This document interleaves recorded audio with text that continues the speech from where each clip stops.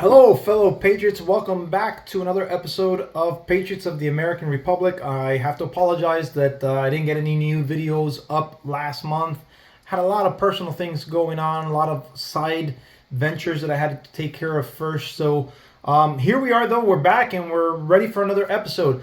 I've titled today's episode "The War on Christians." Christians have become public enemy number one, I've noticed. I mean, within the last 2 weeks or a month, I've noticed each time that I open up my web browser, there's some article from from MSNBC or MSN or whoever, essentially smearing Christians in some way, some shape, or form. Right?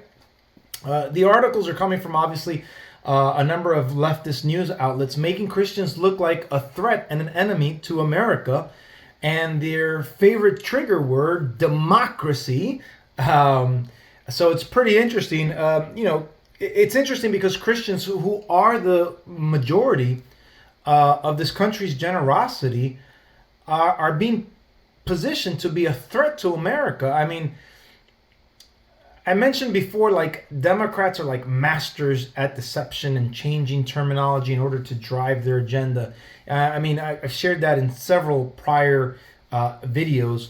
Remember back in 2016 how they tried to showcase the difference between socialism and democratic socialism, as if there was a difference. Similarly, they're saying that Christians, that they are focusing on not Christians per se, but they're focusing on Christian nationalism. So the Christian nationalism carries the dirty connotation to it. What's the difference, you might ask? Well, let's kind of dig into it, because I'll tell you what. I'm a Christian and I'm a nationalist. If you look at the entire Latin community, they're nationalists. Go to any soccer game. Look at the flags that they're waving. They're not waving the American flag. They're waving the flag to whatever country they associate with. So, and they're predominantly Catholics from the Latin countries. But remember the deception. It's not just Christian nationalism. We're going to start to see the evolution of the terminology change, the goalpost moving, which they normally do. So let's go ahead and get into our first video.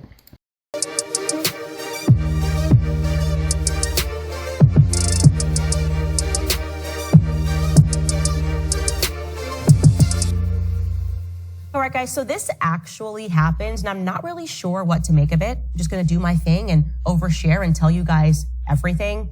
So recently, as in a couple of months ago, a publication, which I am not going to name, they're one that used to cover me all the time. They used to cover this show all the time, just a very positive experience and always saying great things about me, suddenly just stopped. I became persona non grata. So I hired someone a couple of weeks ago who had the means to look into this because I was just curious. And I am pretty shocked at what they uncovered. Essentially, there was this effective ban, sort of an internal embargo of sorts on my name. More shocking is the reason behind it, because why? What did I do? Have I changed my stances? Well, among other things, they claimed that I was I'm not kidding, quote unquote, Christian nationalist. Yeah, Christian nationalist. What I can tell you also is that I got at least one name that was circulating this idea, and it is very much a person that is a part of what we term here the military industrial complex.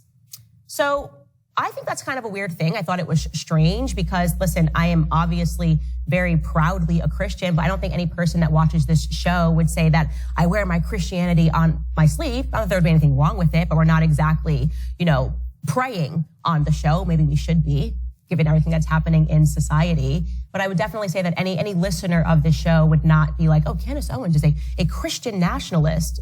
Although I'm not sure I have any problems with either of those terms. I definitely do consider myself to be a nationalist, and I am a Christian. But they're saying this in a much more dirty way. And I thought about it, and I said, where else have I heard that term before?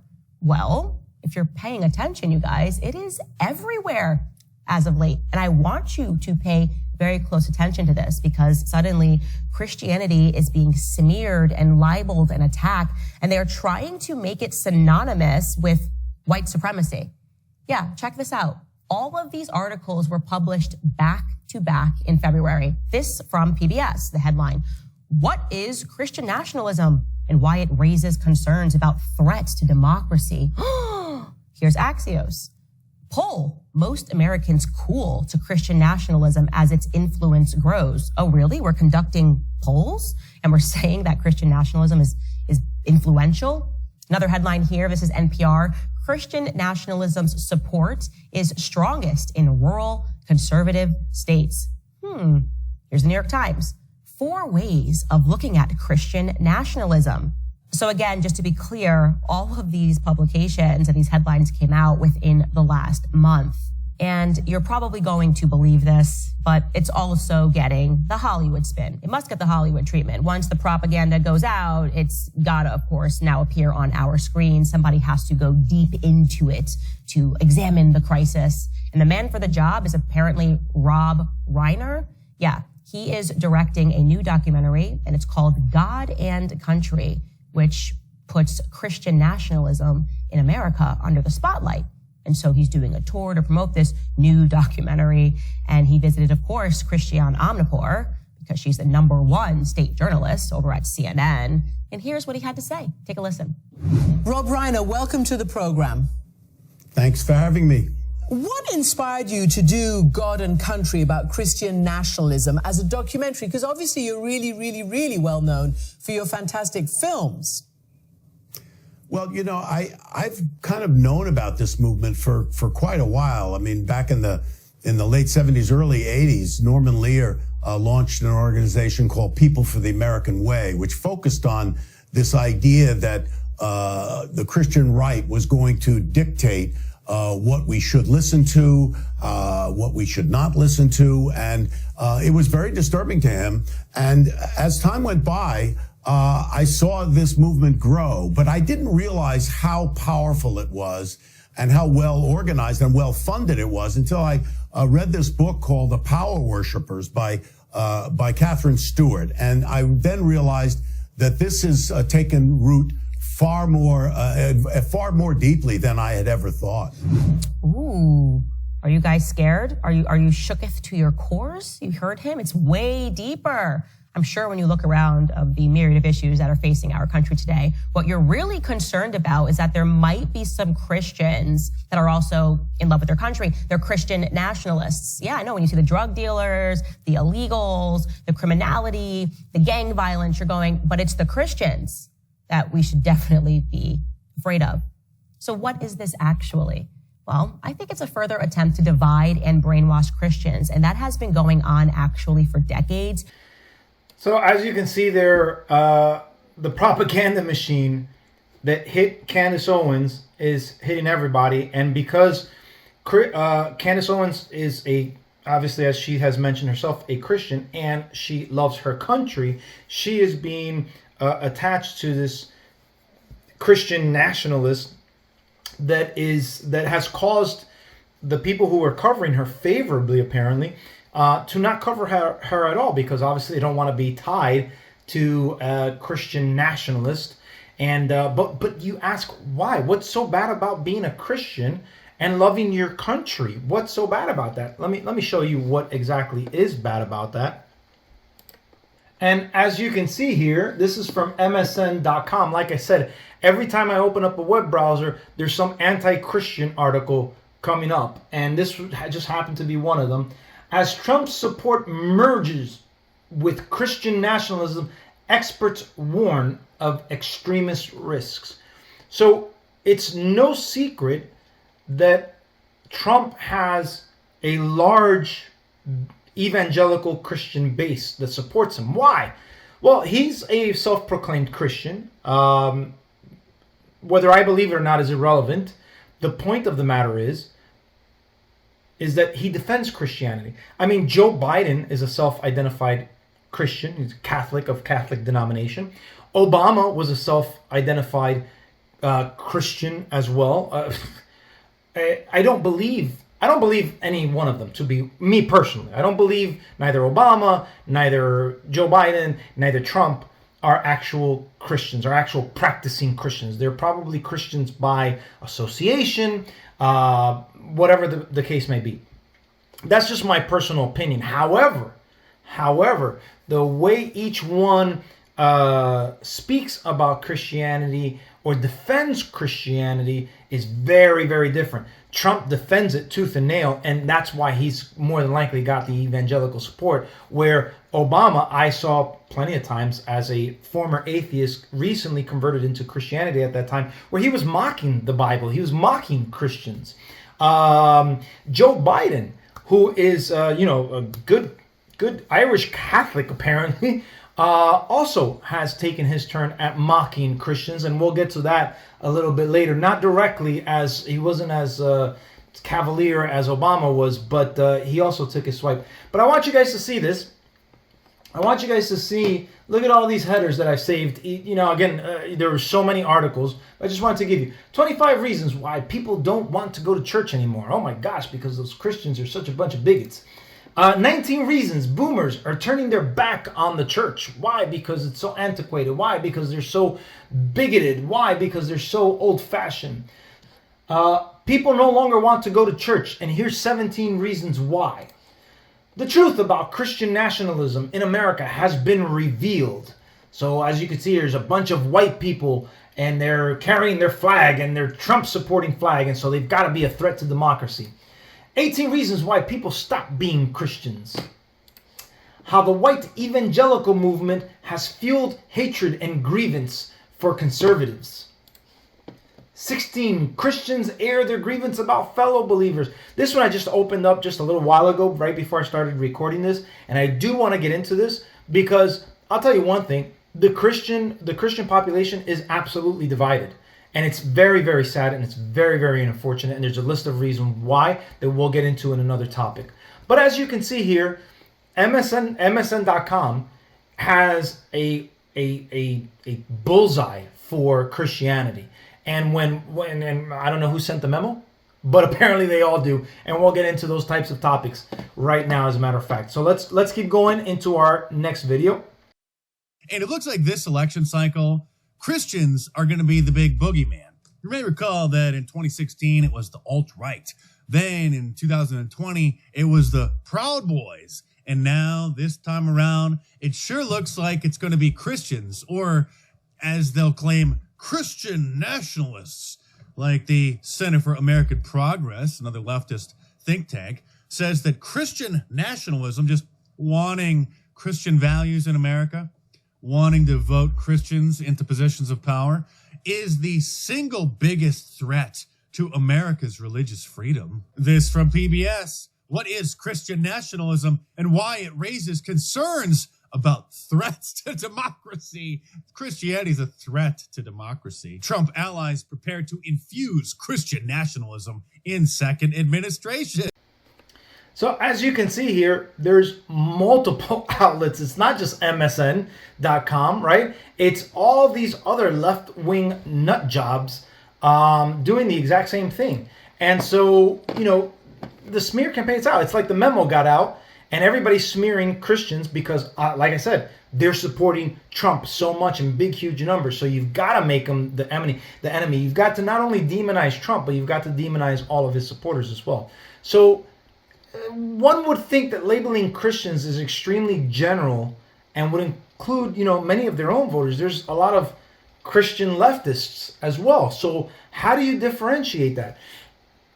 The left is master of deceptive linguistics. I mean, they've shown us that over the past decade and a half, right? They're not illegals, they're undocumented, right? They're not pedophiles, they're maps. Right? Minors attracted to... They're masters at deceptive linguistics. And in this particular case, there is no exception to that. They're going to start to move the goalposts as to who they consider to be the threat in order to get, again, the emotional reaction from the general audience and sway their opinions and their votes, right? Let's go ahead and get into the third video.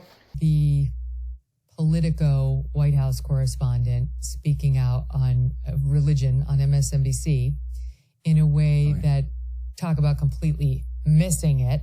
She was outraged. I guess she's never read any of our founding documents or attended a mass, but she was outraged that there are some of us who believe that our inalienable rights come from God and not from men. And she made, I think it's fair to say, international headlines and was almost universally condemned for the following nonsense that she spewed. I'll play it in part in soundbite 3.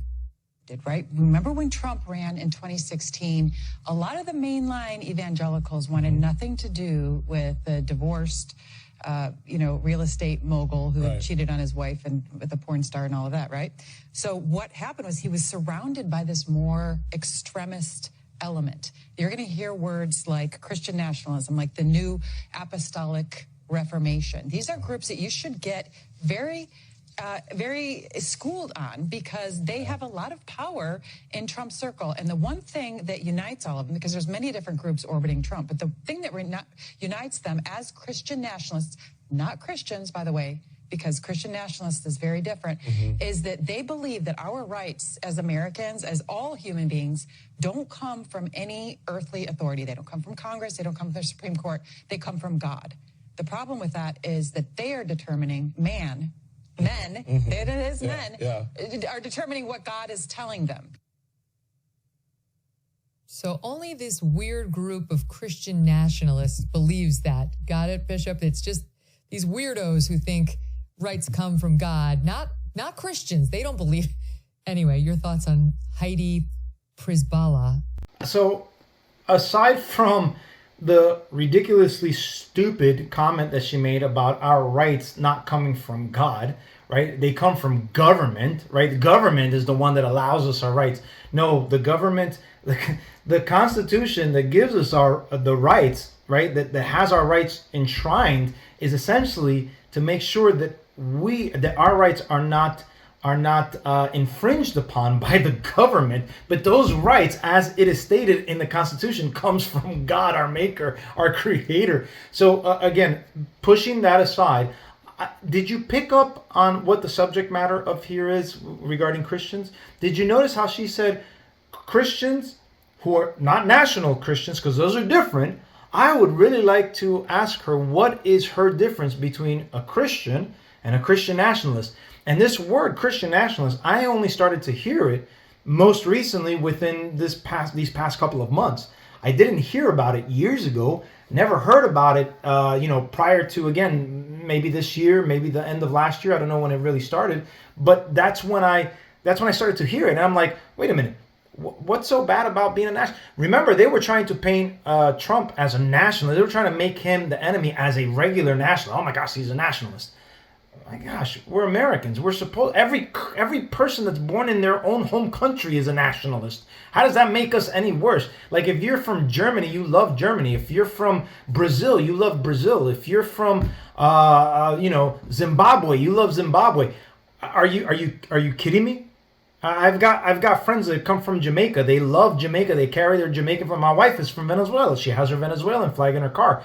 That she also has the American flag, thankfully, because my wife is not a left-wing nut job. She actually loves America. She's thankful for America for allowing her to come in, and she's come in legally, and she's adapted. She speaks English. She works. She's a registered nurse. She's the her family, my family that migrated here years ago.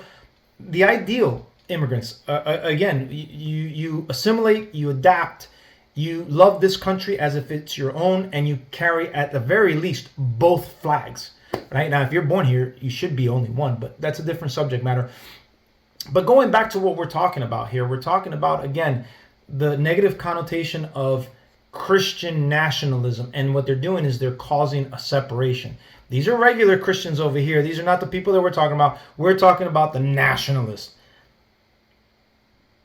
I don't know.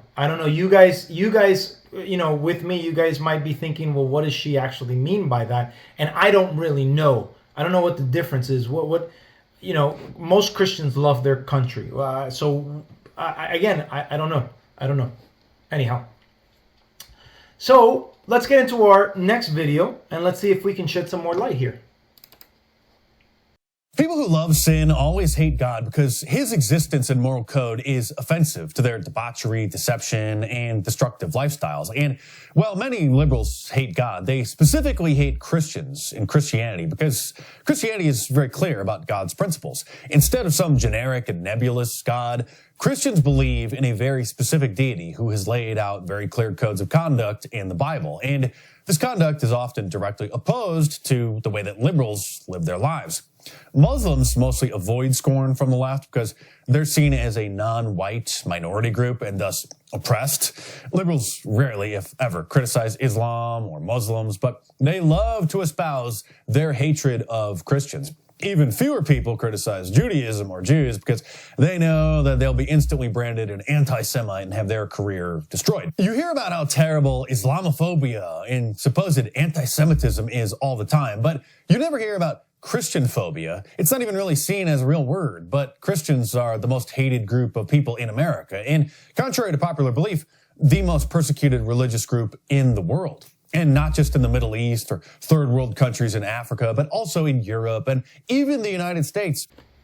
So there was a really good, video from Mark Dice, showing us and highlighting us how Christians are negatively viewed in today's society across the world, right? And when you think of Christianity, we have different denominations, right? But the vast majority of the Latin community, they're Catholic, right? And that's the domination of Christianity. They believe in the Holy Trinity. So how then do you keep your Hispanic or minority vote? Let's just put it that way, because I know there's a lot of faithful, black Christians.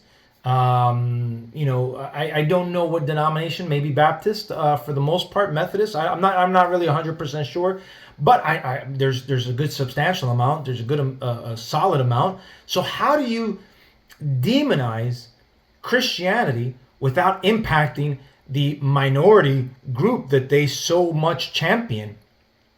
Because anyone with half a brain would understand that minorities are also Christians.